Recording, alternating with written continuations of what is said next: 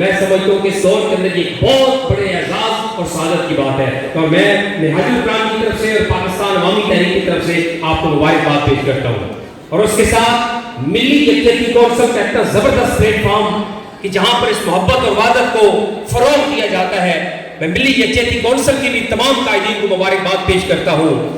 اور مجھے یاد ہے وہ وقت جب وہ 90 کا عشرہ تھا, جب ہر طرف شدت پسندی اور انتہا پسندی اور دہشت گردی کی آگ جل رہی تھی, اور ایک متشدد گروہ نے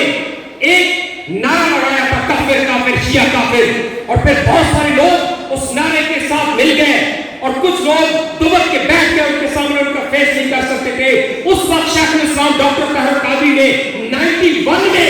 ایک اعلامیہ وحدت جاری کیا تھا اور محبت اور امن کی بات کی تھی, اور امام بارگاہ کے اندر جا کر یہ پیغام دیا تھا کہ خبردار کوئی شیعہ اور سنی کو آپس میں ڈیوائڈ کرنے کی کوشش مت کرے, کوئی نفرت کی آگ پیدا کرنے کی کوشش مت کرے. اور وہ پیغام لے کر پچھلے 40-42 سال سے نہ صرف پاکستان کے اندر بلکہ پوری دنیا, پوری عالم اسلام کے اندر اور منہاج القرآن کی پوری دنیا میں پھیلی مراکز کے اندر یہ پیغام عام کر رہے ہیں کہ پوری امت مسلمہ ایک ہے, شیعہ اور سنی ایک ہے, اور انشاءاللہ ایک ہو کر ہم پوری مل کر جدوجہد کریں گے اور عالمی کفر کے مقابلے میں ہمیشہ اتحاد کا مظاہرہ کریں گے.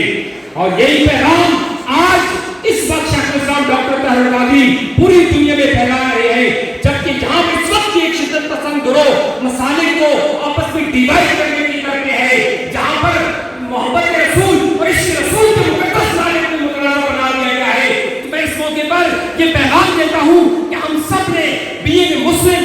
مل کر متحد ہو کر آگے بڑھنا ہے اور اپنے جذبے کو ہمیشہ قائم و دائم رکھنا ہے. بس میری اس حاضری کو قبول کیجیے گا, آخر میں بھرپور طریقے سے میرے نعرے کا جواب دیجیے گا. نعرہ تکبیر,